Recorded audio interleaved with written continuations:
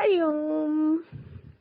रोज आपको छोटी छोटी स्टोरी सुना के भगवान जी की प्रेरणा से अच्छी अच्छी रोचककार बुद्धिमता बुद्धि खोलने वाली स्टोरीज होती हैं।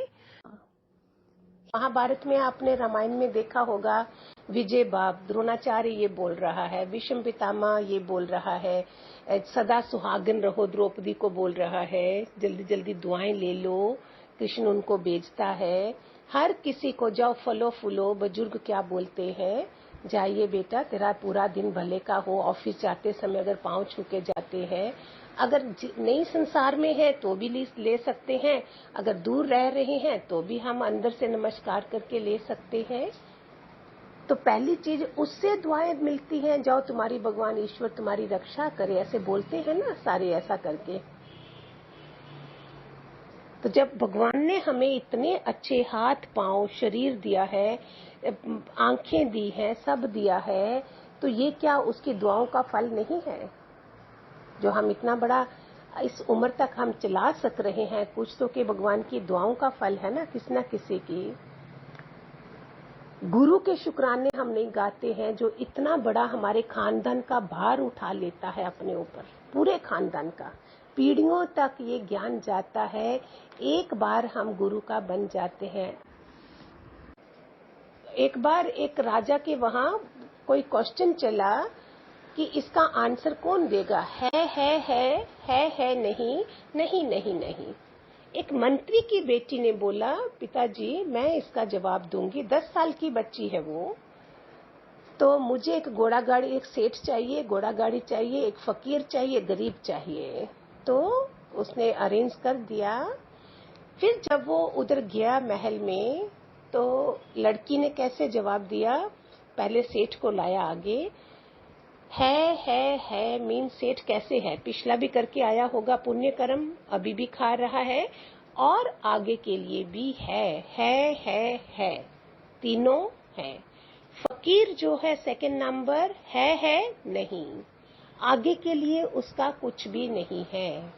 नहीं नहीं नहीं, एक भिखारी लिया था, पीछे भी नहीं है, अभी भी नहीं है, आगे भी नहीं है।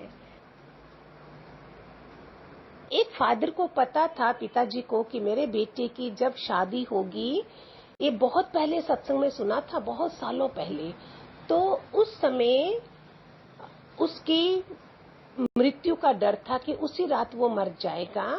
फिर भी पता नहीं कैसे करके शादी की, किसने फोर्स किया होगा, शायद ये बात सच ना निकले, उन्होंने मान ली और उसकी शादी हो गई। जब रात को बहू रानी कमरे में जा रही है, तो उसने ड्राई फ्रूट का हार थाल पकड़ा है, बाहर मांगने वाले आए हुए हैं, वो उनको देती गई। 7 बार उसने 7 मुट्ठी भर भर के 7 लोगों को दिया और उन्होंने उसको दुआ दी, जाओ तुम बुझ सुहागिन हो, तुम सदा सुहागिन रहो। ये करते करते उसकी, जब वो रात को कमरे में गई, सुबह उठी, पिताजी सोच रहे हैं कि अभी बहू के चिल्लाने की आवाज आएगी, लेकिन नहीं आई। तो उसने जब देखा बेटा भी जिंदा है, बहू ने भी कुछ नहीं बोला है, तो वो चुप हो गई। बोलते फिर उसने बहू को बताया, आज का दिन इतना भयानक था। बोलती पिताजी कैसे हो सकता है, मैंने तो रात को बहुत दुआएं ली हैं, ये पॉसिबल ही नहीं हो सकता था। ससुर जी ने बहू को इतना गले लगा लिया, बेटा तुम कितनी भाग्यशाली, दुआओं भरी आई हो मेरे घर में। सो ये सब चीजें ब्लेसिंग से मिलती हैं। आज कोरोना का समय है, जहां हमको एक एक को, जिनसे हमारी नहीं बनती है, उनको भी हम ब्लेस करें, भगवान करे सबको सुखी रखे। क्या हालात है सारे। जब हम भगवान जी थे, सत्संग सुनते थे, तब ऐसा समय नहीं था। शायद हमें थोड़ा हम्बल बनना ही पड़ेगा। कैसे होगा, हम धरती पे हैं तो क्या कर रहे हैं। दूसरा है, पहला प्रणाम हो गया, दूसरा गुरु के, जिसके कारण जो हमें मार्गदर्शन देते हैं, उनके हम कितने आशीर्वाद चाहिए। तीसरा माता पिता को, जिन्होंने जीने के लायक बनाया, हमें खुद दुख में रहे और हमें सुखी रखा, खुद भूखे रहे होंगे, हमें खिलाते रहे, कितना उनके लिए शुक्र, ग्रेटिट्यूड होना चाहिए हमें। थैंक यू भगवान, थैंक यू। चौथा, हमेशा आराधना भगवान की, प्रभु की, उसको नमस्कार करें जिसने सुबह सूरज निकाला, पांचों तत्व दिए, 5 एलिमेंट्स दिए, जिसके कारण हम आज का दिन श्वास ले सक रहे हैं। तो हमें हमारे सत्संग में क्या था, जिंदा ठाकुर है सारे, उनको पूजिए, वो भगवान है। तो ये क्या था, उनके आशीर्वाद लीजिए, हम किसी का भी अहिंसा ना करें, अहित ना करें, यही तो रक्षा कवच बनता है हमारा।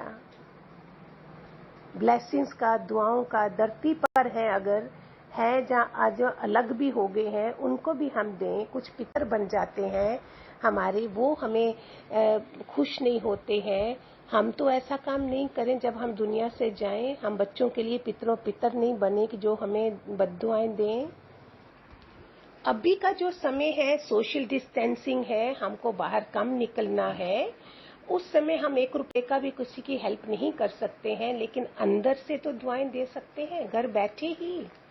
जब भी किसी का रिश्तेदार में किसी को कोरोना का पता चले, भाई बंधु का पता चले, उस समय फोनों पे फोन मत घुमाओ सारे। 8-10 व्हाट्सएप ग्रुप रखे होंगे तो शुरू हो जाओगे सबको घुमाना। नहीं, अपना जो मंदिर बनाया है घर में, उस कोने में बैठ के भगवान से दोनों हाथ जोड़कर भगवान से दुआ करना, भगवान तू तो अंतर्यामी है, तू सब जानता है क्या होना है, लेकिन अपने श्वास के साथ मेरी श्वास भी मिला ले भगवान।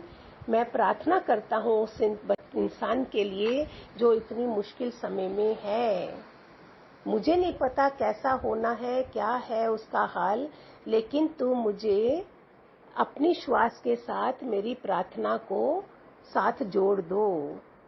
भगत जो होता है, जब पुकार करता है तो उसकी सुनी जाती है। आंख बंद कर कमरे में बैठ जाना जब भी किसी के लिए आपने प्रार्थना करनी होगी। क्या था, द्रौपदी ने क्या करा था? द्रौपदी ने आंखें बंद कर ली थी, सबके आगे बेग करा था। द्रोणाचार्य, भीष्म पितामह, कितने थे वो सारे, विदुर वगैरह सब बैठे थे, लेकिन कहीं भी उसकी पुकार नहीं सुनी जा रही थी। फिर उसने आंखें बंद कर ली। जिस चीर हरण के समय आप सबको पता है कि साड़ियों का ढेर लग गया था, आंखें बंद करके चारों तरफ से, इंस्टेड ऑफ सब जगह गॉसिपिंग, फोन लगाना, ये करना, बताना, नहीं, प्रार्थना, प्रेयर करना, ब्लेसिंग्स के लिए प्रार्थना करना, प्रणाम करना, दुआएं लेना और परोपकारी रहना। जो अभी समय, उस समय हमें नहीं बताते थे परोपकारी बनो, जो होते जो इस हाथ से दो उस हाथ से पता नहीं चले, सिर्फ दुआएं काम आएंगी, दुआएं काम आएंगी, दुआएं काम आएंगी। हरिओम। भगवान की कृपा से सबके ऊपर अफेक्ट करे कि ब्लेसिंग से हम क्या नहीं बदल सकते हैं।